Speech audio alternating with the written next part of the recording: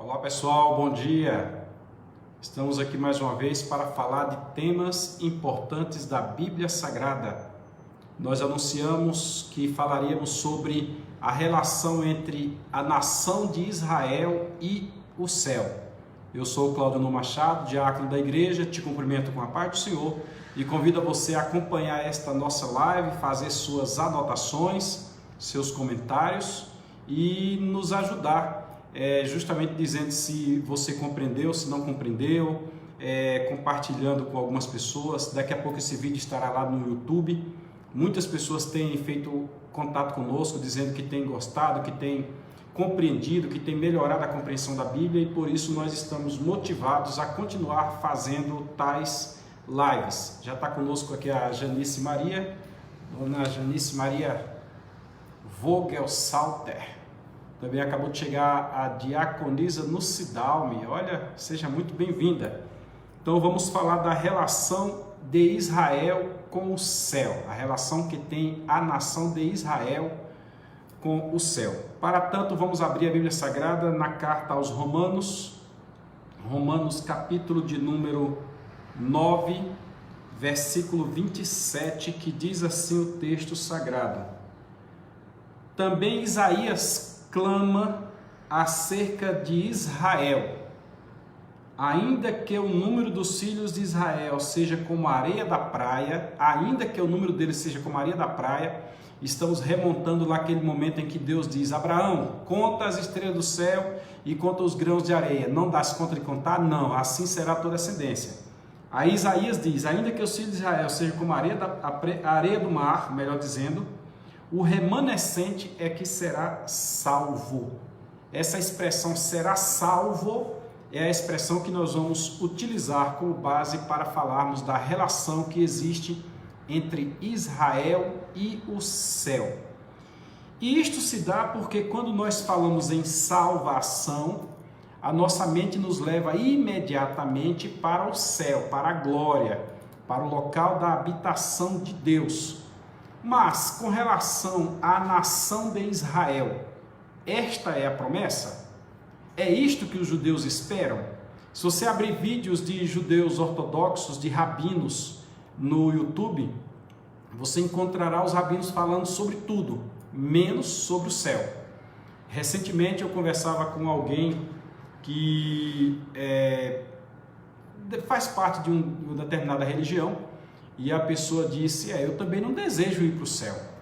O desejo dela é de ficar aqui na terra, justamente porque há uma linha de raciocínio onde alguns vão para o céu, o tabernáculo celeste, e outros ficam morando na terra. Nós não vamos entrar nessa linha de raciocínio, não vou falar sobre este tipo de teologia cristã, esse entendimento, essa linha de raciocínio teológico cristã, mas eu vou falar sobre a relação exclusiva da nação de Israel com o céu. Para tanto, fizemos uma pesquisa. A pesquisa nos revelou que a palavra céu, no singular, ela está no Antigo Testamento 57 vezes e está no Novo Testamento 195 vezes. Ela existe 352 vezes na Bíblia. A palavra céu existe na Bíblia 352 vezes. E é interessante que os momentos em que a palavra céu representa o local da habitação de Deus, eles estão na sua maioria no Novo Testamento. No Antigo Testamento você tem falando sobre a habitação de Deus, mas não há nenhuma relação de Israel com esta habitação de Deus. Você encontrará relação no Novo Testamento, mas não referente a Israel. E quando nós colocamos céus no plural, nós encontramos 402 vezes na Bíblia, sendo que 307 delas estão todas no Antigo Testamento. O Antigo Testamento falava de céus no plural, e o Novo Testamento somente 95 referências a céus no plural. Aí, para nós prosseguirmos, é necessário nós entendermos que a Bíblia fala de pelo menos 3 céus, né? De pelo menos 3 céus. O primeiro céu é este céu atmosférico que nós temos, esta abóbada. que nós sabemos que é uma camada que envolve a Terra, chamada de atmosfera. A Terra é redonda, Galileu Galilei já descobriu há muito tempo que a Terra era redonda, e este primeiro céu que nós temos, o céu atmosférico, esta primeira impressão que nós temos é o primeiro céu, o céu atmosférico. O segundo céu, depois desse aí, é o céu cósmico, é o céu das estrelas, é o céu das galáxias, que até então julga-se ser infinito, julga que esse céu é infinito. Ele é tão alto que certa vez ele é tão grande, tão amplo, que certa vez alguém criou a teoria que para qualquer lado que você olhasse, você teria como que um espelho, num sentido, é como se estivesse refletindo do outro lado, por isso que dá a impressão de uma amplitude tão grande que não tem fim. E aí nós chegamos a um problema, porque se você estiver no Japão e pedir para alguém apontar para o céu, ele vai apontar para cima.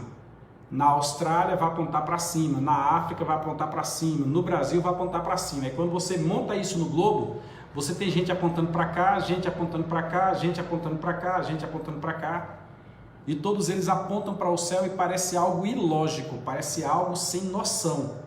Logo, o céu não seria para onde as pessoas apontam. O Platão vai dizer que o céu está no mundo das ideias. Mas quando você vem para o Novo Testamento e você começa a estudar o Novo Testamento, você entende que existe o terceiro céu, que o Antigo Testamento haverá de chamá-lo de céu dos céus. O Antigo Testamento chama-o de céu dos céus, todavia sem compreender. Céu dos céus. Nós temos aí esta expressão céu dos céus. Temos 7 referências na Bíblia. 4 no Antigo Testamento e 3 no Novo Testamento, sobre o céu dos céus, mas falando de céu dos céus sem esclarecer. É como se tivesse um terceiro céu, mas sem esclarecer. Aí nós vamos para a Bíblia e encontramos no Antigo Testamento a referência santa habitação. Tem 3 referências na Bíblia falando sobre a santa habitação. A santa habitação de Deus. Então, existe o primeiro céu, existe o segundo céu e existe o céu dos céus, que é o local da santa habitação de Deus, mas sem maiores referências, porque nós vamos encontrar algumas passagens do Antigo Testamento. Isaías, por exemplo, viu os céus abertos e viu os serafins. Nós vamos para Ezequiel viu uma representação dos céus no capítulo 1. Ezequiel viu uma representação do trono de Deus, da habitação de Deus, mas também sem maiores esclarecimentos, sem uma explicação maior. Talvez na escola dos profetas eles estudassem sobre isto aí, não sei, mas não tem na Bíblia o que eles estudavam, só diz que existia a escola dos profetas, que é a primeira escola de teologia que há registro na Bíblia Sagrada, é a escola dos profetas, onde existiam os filhos dos profetas, que é como se fossem chamados aqueles que estudam teologia hoje. Então nós acabamos entendendo que existe o céu dos céus, existe a santa habitação de Deus, que é o terceiro céu, mas nós não conseguimos compreendê-la, até porque, se fizermos esta comparação que eu já falei, na hora que a pessoa começar a apontar, ele vai ter aquela noção que o céu não é para esse nem para aquele lado. Aí vem a filosofia platônica dizer, o céu não existe, é uma ficção da nossa mente. É assim que ensina a filosofia platônica. Aí nós continuamos lendo a Bíblia Sagrada e adentramos no Novo Testamento e encontramos na segunda carta aos Coríntios, no capítulo de número 12 e no versículo 2, o apóstolo Paulo dizendo de um homem que no corpo ou fora do corpo ele não disse, mas este homem é ele. Em outras referências nós encontramos que é ele, nós entendemos pelas inferências, pelo contexto que é ele. Ele fala perante o rei Agripa, lá em Atos dos Apóstolos, tudo o que aconteceu a seu respeito e o que ele viu dos céus. Agripa diz, Paulo, tu estás ficando louco, porque ninguém nunca ouviu falar, esse nunca ouviu falar sou eu que estou parafraseando. Como é que você diz uma coisa dessa se ninguém nunca escreveu a esse respeito, se ninguém nunca viu isso? Que o máximo que compreendiam é o que os gregos trouxeram, o Olimpo, onde ficavam os deuses, ficava Zeus, e dali agora os outros deuses menores que dominavam sobre a terra, e os heróis e os homens, era assim que eles compreendiam. Quando Paulo traz essa ideia que era fragmentada no Antigo Testamento entre o céu dos céus, a habitação de Deus, e Paulo começa a registrar o que ocorreu com ele, o que ocorreu lá no terceiro céu, a Agripa diz: tu estás ficando louco, as muitas letras te fazem enlouquecer. Aí quando nós lemos novamente na carta aos Gálatas, após a sua primeira viagem missionária, o apóstolo Paulo escreveu a carta aos Gálatas, e ele então na carta aos Gálatas vai mostrar para os irmãos, dizer para os irmãos que o que ele está falando não é novidade, porque ele viu coisas excelsas. Ele chega certa vez na carta aos Coríntios a defender o seu apostolado, e ele diz, na primeira carta aos Coríntios: se eles são apóstolos, também eu. Se eles estiveram com Cristo, também eu, para dizer, ele teve uma relação excepcional. Aí quando chegamos na segunda carta aos Coríntios, capítulo 12, versículo número 2, Paulo então vai falar do homem que foi ao terceiro céu, que este homem já dissemos que é ele, e que lá viu coisas que ao homem comum não é lícito dizer. E aí é quando nós compreendemos o primeiro e o segundo céu. Porque o primeiro céu sendo extra-atmosférico, o segundo céu sendo o céu cósmico, ambos não passam de uma pequena parte da dimensão, da expansão que é o reino de Deus. De sorte que, ultrapassados esses dois céus, é que está o céu da habitação de Deus. Então, quem está no planeta Terra, aqui embaixo no Japão, e aponta para lá, aponta para baixo, ele está apontando para o céu, porque ele está apontando além do que está o primeiro e o segundo céus, que são conhecidos e físicos, que esses dois céus são físicos. O terceiro céu, ele já não é físico, ele é espiritual, ele é transcendente, ele é acima de todos esses céus. Assim, quem está, seja na Austrália ou quem está na África, apontando também estará apontando para o céu. E quem está no Brasil, aqui onde nós estamos, apontando também, vai apontar para o céu. E isto é interessantíssimo e fundamental para que nós compreendamos este assunto. Eu fiz algumas anotações, anotei alguns textos bíblicos e vamos trabalhar com eles a partir de agora. Então, céu dos céus, nós encontramos várias referências, nós encontramos a habitação de Deus, mas nós não temos referência nenhuma de Israel sendo orientado e se preparando para ir morar no céu. Nós vamos ter textos bíblicos onde aparece Israel e céu no mesmo texto. Nós vamos ter aqui algumas referências, melhor dizendo, são 12 referências, sendo 10 no Antigo Testamento e 2 no Novo Testamento, onde a palavra céu e a palavra Israel aparecem no mesmo texto, mas nenhuma delas referindo-se à habitação dos céus. Como assim?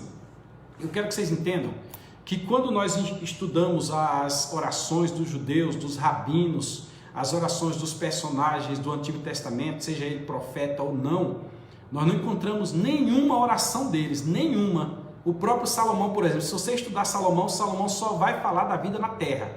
Salomão, tudo que ele vai falar é da vida na terra. Salomão não tinha a noção dos céus que nós já temos. Se você encontrar, tem um texto lá que diz que o corpo volta ao pó e o espírito volta a Deus que o deu, que está em Eclesiastes 12:7. Mas ele não está dizendo que Israel vai para o céu. Ele não, ele está falando um fato natural para todos, seja de Israel, seja da Mongólia, seja da África, seja da China, do Japão, da Coreia, de onde for, do Brasil, da Eurásia, de qualquer lugar desse. Morreu, o corpo volta ao pó e o espírito volta a Deus que o deu. São princípios intrínsecos. Falamos ontem sobre a consciência e todos têm a consciência. O homem morre e as suas obras o seguem, é a sua consciência. E todos morrem e todos voltam para Deus. Não existe essa questão de alma ficar vagando. É nesse sentido que está o texto bíblico. Agora, com relação a Israel, a nação ir morar no céu, não existe esta relação, não existe esta oração, não existe esse pedido, não existe esse desejo. Nós lemos Davi nos Salmos, mas não encontramos Davi orando, pedindo para ir morar no céu. Davi pede a Deus que crie nele um coração puro, renove um espírito reto e assim por diante. Mas ele não pede para ir morar no céu. Nós encontramos Abraão, até um texto muito interessante, que está no Novo Testamento, no Evangelho de Lucas, capítulo 2 e versículo 32. É isso? Deixa eu ver aqui se Não é esse texto. Mas nós temos um texto no Novo Testamento, onde Abraão exultou em ver o dia de Cristo. Está onde me passou agora a mente, e eu olhei esse texto já hoje. Espera um pouquinho que eu já falo ele para vocês, que eu estou com a referência marcada aqui. João capítulo 8, versículo 56. João 8, 56. João narra que Jesus disse que Abraão exultou em ver o seu dia.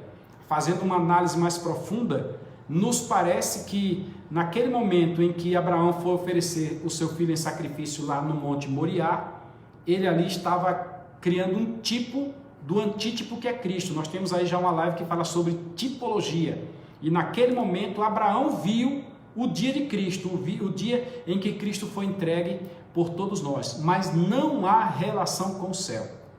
Abraão, grande homem do Antigo Testamento, não pede a morada no céu. Se você for para Hebreus capítulo 11, a galeria dos heróis da fé, você vai ver que pela fé, mas não encontra eles pedindo para morar no céu. Pela fé fulano resistiu, pela fé Beltrano fez isso, pela fé tal coisa, mas não há nenhuma promessa de que a nação de Israel vai morar no céu. E isto porque não há esta promessa e foi prometido a eles o reino. Foi prometido a eles uma habitação na terra. Está escrito no Novo Testamento, lá no livro de Lucas, Evangelho de Lucas, capítulo 12, versículo 32. O texto diz: não temas, ó pequeno rebanho, porque a vosso Pai agradou dar-vos o reino. Eu recordo do dia que eu preguei esta mensagem lá no bairro Floresleia, lá na casa do irmão Santo. Nós tínhamos uma congregação lá, na época quem dirigia a congregação era o irmão Toninho, de saudosa memória, pastor Antônio Rodrigues, o pai de Mateus Loyola, e o então diácono Raimundo Oliveira, que hoje é presbítero Raimundo Oliveira e mora lá em Brasília. E neste dia quem estava na congregação era o irmão Raimundo. Eu fui preguei sobre esse texto, e o Senhor me usou em profecia, e eu apontei assim: ó irmãos, eu vejo Deus nos dando uma congregação nesta direção, e preguei o texto, e o Senhor abençoou, e a congregação existe hoje. Deus levantou alguém que construiu, a congregação está lá no Floresleia, abençoando todos. Este texto aqui, que diz: não temas, ó pequeno rebanho, porque a vosso Pai agradou dar-vos o reino, ele tem uma relação com o reino prometido a Israel. Já lemos Romanos 9, 27, que diz: ainda que o número seja, que ele seja como a areia da praia, só um pequeno número é que vai ser salvo, só o remanescente é que vai ser salvo, e isto é uma referência à batalha do Armagedon. Mas este pequeno reino, este pequeno número é que vai herdar o reino, e a promessa é justamente de um reino aqui na terra. Os judeus, eles vivem a expectativa de um sexto milênio, de um sétimo milênio, melhor dizendo, que é o milênio do descanso, é o milênio da paz. Nós vivemos, segundo a contagem deles, no sexto milênio. Faltam poucos anos para terminar o sexto milênio. Se nós seguíssemos esta linha, e se for isto exatamente, a qualquer momento Jesus Cristo vem e o milênio será implantado, o reino milenal de Cristo. E aqui eu preciso fazer uma apresentação das 7 dispensações: inocência, consciência, governo humano, patriarcal, lei, graça e milenial. A dispensação milenial é a dispensação do cumprimento de todas as promessas feitas a Israel.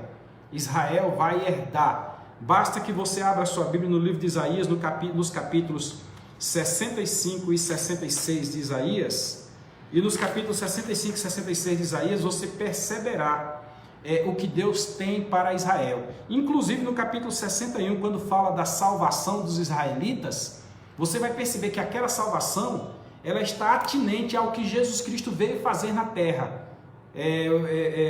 O Espírito do Senhor Jeová está sobre mim, pelo que me ungiu para, aí vem a salvação deles, mas não é uma salvação como aquela que está oferecida para a igreja. É isso que eu quero que percebam. Quando nós levantamos a temática, qual a relação que existe entre Israel e o céu, a resposta é nenhuma. Não existe relação de Israel com o céu. Israel é uma nação, Israel tem um poder político, tem toda uma questão política, e Deus prometeu politicamente a Israel bênçãos na terra. A introdução da ideia de alguma coisa nos céus, habitação nos céus, Paulo José, muito bem, seja bem-vindo. Deus te abençoe também. É uma introdução que é feita pelo Senhor Jesus Cristo. Jesus chega no Novo Testamento e é apresentado como aquele que veio dos céus. Quando você lê em algum outro local, diz bem assim: quem é aquele que subiu, senão aquele mesmo que desceu? Ou seja, ele veio dos céus, ele esteve na terra. Ele começa em Mateus, depois do seu batismo, nos capítulos 5, 6 e 7, tratar o Sermão do Monte, que são os princípios do reino que estaria para vir futuramente, que é o mesmo milênio que nós estamos falando. Ele se referia aos judeus. E Jesus, então, naquele meio, eles tendo aquele afã de tudo que é financeiro, é tão interessante que a mulher de Zebedeu chegou para Jesus e disse: olha, quando tu implantar esse teu reino, veja que eu estou falando de reino assim, estou falando de céu no sentido vertical e de reino no horizontal. Quando tu implantares o teu reino, põe os meus filhos, um à direita e outro à esquerda. Nós até fizemos uma live sobre nepotismo bíblico, nepotismo no contexto bíblico. Por quê? Porque a ideia era que tudo aconteceria somente na terra. Os judeus não têm a ideia dos céus.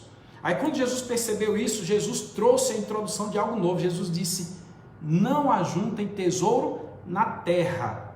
Ué, se não é para juntar tesouro na terra, é para juntar tesouro aonde?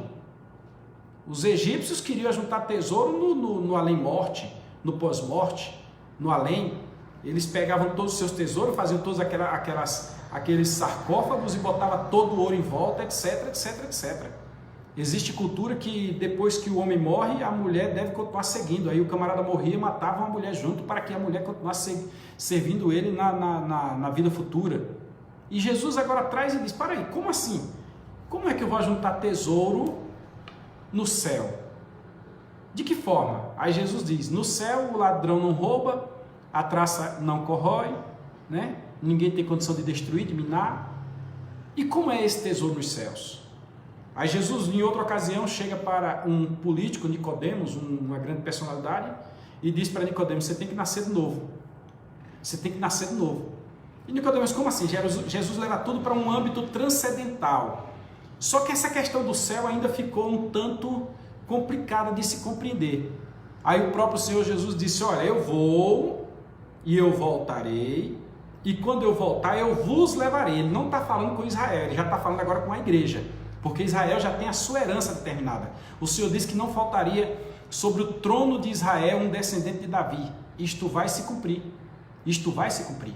Só que Jesus trouxe uma ideia transcendente, que essa ideia transcendente deu uma confusão na cabeça do povo que não compreendia. Escribas, fariseus que estavam voltados para a lei, que não entendiam essa questão transcendental, disseram: isso é um louco. Inclusive foi por esse motivo que condenaram Jesus, condenaram ele por ele dizer que era o Filho de Deus, condenaram ele por ele dizer que haveria de ressuscitar. Isso é um louco, como é que isso aconteceria? Como é que tu vai para onde? Filipe disse: Senhor, tu vai para onde? Mostra-nos o Pai, Senhor. Senhor, a gente quer entender, a gente quer ver o Pai, mostra-nos o Pai, que é o que nos basta. Tu está falando do Pai, tu está falando do céu, mostra-nos o Pai.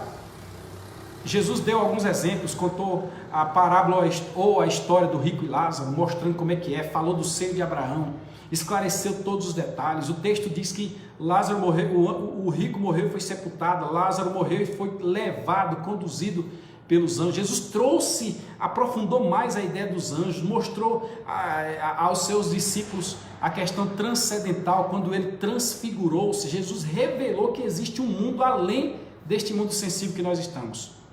Mas tudo ficou por ali, porque não tinha como provar. Ele mostrou, mas só quem viu foi ele, Pedro, Tiago e João, só ele, mais ninguém. Eles estavam lá no monte, quem foi que viu a transfiguração além deles? A situação ficou complicada. E como é agora que vai crer neste céu? Como é que vai? É fácil crer na questão política. Os macabeus se reuniram antes no período interbíblico, se reuniram os irmãos Martelo e quiseram tomar o poder político de volta. Na mente do povo era só derrubar Roma e tomar o poder de volta. Como é que vai crer nessa questão do céu? Como é que vai subir para o céu? É um anjo para subir para o céu? Como é que faz isso aí? Não tem condição, era a ideologia deles. Aí o que ocorre é que quando Jesus morreu e prometeu que haveria de ressuscitar, ele ressuscitou. E quando ele ressuscitou, eu estava conversando com os irmãos, e isso está lá em Atos capítulo de número 2, e de repente ele foi subindo na frente dele. Eles viram Jesus meio que levitando, subindo. E quando eles ainda estavam olhando para os céus, no capítulo 2, versículo 10 e 11 de Atos, dois homens aparecem e dizem: varões galileus, por que vocês estão olhando para os céus? Este Jesus que em cima foi recebido nos céus, há de vir como para o céu o vistes ir. Este momento, irmãos, foi tão importante porque aquilo que Jesus falou, que existe um céu, que existe uma habitação, que existe um local excelso, essa introdução dessa temática que ele deu, é uma introdução que deu para eles compreenderem que tudo aquilo era verdade, porque ele foi, ele subiu. Se não houvesse essa passagem na Bíblia, ninguém compreenderia o céu, ninguém desejaria ir morar no céu. O Antigo Testamento vai falar das portas eternas. Abram-se, ó portas eternas, para entrar o Rei da Glória. Quem é este Rei da Glória? O Senhor poderoso na batalha. Ele é o Rei da Glória. O Antigo Testamento mostra isso, mas só mostra ele entrando nos céus. Não mostra mais ninguém entrando nos céus. Aí Jesus morreu, ressuscitou, subiu aos céus, e assim ele conseguiu provar que era ele realmente aquele Rei da Glória, que era ele realmente o Messias que os judeus havia sido prometido aos judeus. E temos outra live aí, o que Israel perdeu por não receber Jesus como o Messias. Então Jesus introduziu essa temática e dois anjos aparecem e dizem: ele já foi recebido lá nos céus. Em momento nenhum no Antigo Testamento você vai encontrar os anjos trazendo esta informação dos céus. Pelo contrário, você vai encontrar quando Elias, por exemplo, caiu, dormiu, e o anjo veio com uma tenaz e deu comida a ele, toda aquela coisa toda. Você vai encontrar isso aí, mas não vai encontrar uma relação dizendo: o céu é assim, o céu é assim, o céu é assim. Aí nós entramos num ponto crucial, que é a conversão de Paulo. Quando Paulo se converte, Paulo agora, com o seu profundo conhecimento acerca das Escrituras Sagradas, haveria necessidade agora de ter mais uma testemunha, porque a Bíblia fala de boca de 2 ou 3 testemunhas. Tem gente que é julgado somente porque uma pessoa diz alguma coisa, ele é julgado, mas a Bíblia não orienta isso. A Bíblia fala acerca dos presbíteros, que não se deve aceitar a acusação senão pela boca de 2 ou 3 testemunhas, e é um princípio que vale para qualquer situação. Uma pessoa só acusando outra é complicado. E na própria nação de Israel, tudo que acontecesse tinha que ter testemunhas. E o Senhor Jesus, que mandou os anjos para testemunharem, né? Aí tem o caso lá de Atos dos Apóstolos, quando o anjo diz: Cornélio, lá no céu tem um memorial. Então existe alguma coisa lá no céu, existe algo lá no céu. Jesus disse antes de subir: eu vou preparar-vos lugar. E quando eu for vos preparar lugar, eu voltarei e vos levarei para mim mesmo, para que onde eu estiver, estejais vós também. Esta introdução dessa ideia de gente morando no céu, de ter um local no céu, foi Jesus quem trouxe. Não tem ela no Antigo Testamento, não há esta promessa para Israel. Se Israel tivesse recebido Jesus como Messias, Israel desfrutaria disto. Mas João disse que ele veio para os seus e os seus não receberam. Então a todos quanto recebeu deles o poder de serem feitos filhos de Deus, quer dizer, de morar no céu, de estar com ele, de ir para esse local preparado. Aí já tinha Jesus, já tinha anjo dizendo a esse respeito, e agora surgiu o Senhor levando Paulo. O apóstolo Paulo escreve, como nós já fizemos referência aqui, 2 Coríntios, capítulo de número 12, versículo de número 2, é isso mesmo? O apóstolo Paulo tem este arrebatamento de espírito que foi tão real que ele não sabe se foi no corpo ou se foi fora do corpo. E isso não é novidade, porque Jacó, por exemplo, lá no Antigo Testamento, viu uma escada. Jacó está lá em Gênesis 28, versículo 12. Jacó viu uma escada e os anjos que subiam e desciam. Jacó não viu relação humana do céu. Não tem ninguém no Antigo Testamento sendo arrebatado para ir aos céus. Logo, se não tem, como é que vai, então, alcançar essas situações e vai explicar o que existe lá? Mas como Jesus deu no Novo Testamento essa referência, um anjo deu testemunho que ele estava nos céus. Agora Paulo se converte e Paulo tem um arrebatamento de espírito e Paulo vai ao terceiro céu. Aí ele diz: olha, o céu dos céus é o terceiro céu, é o céu dos céus. Aquele que nunca foi ensinado para Israel é o céu dos céus, é a morada de Deus, é a santa habitação de Deus. Aí Paulo diz, eu tive lá, ou esse homem, se no corpo ou fora do corpo, não sei, e vi coisas, ouviu coisas que ao homem comum não é lícito dizer. Se a gente for pegar a Platão vai ter no livro no livro A República. No livro A República, Platão vai falar do mundo das ideias, onde tudo que existe aqui é uma cópia do que existe lá. Paulo, que esteve lá, disse, o que tem lá, nunca ninguém viu semelhante. Essa convicção de Paulo, a convicção que esta experiência deu a Paulo, foi tão grande, que Paulo chega na carta aos Filipenses e diz, vou ser sincero para vocês, eu só estou aqui porque eu tenho uma obrigação. Se eu não tivesse essa obrigação, eu iria para lá. Eu queria estar lá. Porque lá para mim é ganho. Aqui eu viver é Cristo, mas lá é ganho. Quando ele escreve sua última carta a Timóteo, ele encerra a carta de uma forma muito bela, dizendo, olha, eu combati o bom combate, eu acabei a carreira, eu guardei a fé. E desde agora a coroa da justiça me está proposta. E não somente a mim, mas a todos quanto amarem a sua vida. Como quem diz, eu sei o que eu vou receber. Logo, este céu que a Bíblia vai descrever como sendo a morada de Deus, que a Bíblia vai descrever lá em Apocalipse como sendo o tabernáculo de Deus, né? Alguns entendem que parte vão morar no tabernáculo do céu, alguns dizem que os 144 mil vão morar no tabernáculo do céu e os outros vão morar aqui na terra. A Bíblia não fala desse sentido, não diz que os 144 mil vão para os céus, não. A Bíblia, os 144 mil são israelitas que serão salvos da grande tribulação e eles moram na terra mesmo, não tem eles sendo arrebatados para os céus, não. Leia lá com atenção que você vai perceber isso aí. Este contexto aí leva-nos a dizer que a igreja, e aqui deixa eu te falar, a igreja, vírgula, aqueles que forem arrebatados é que morarão nos céus.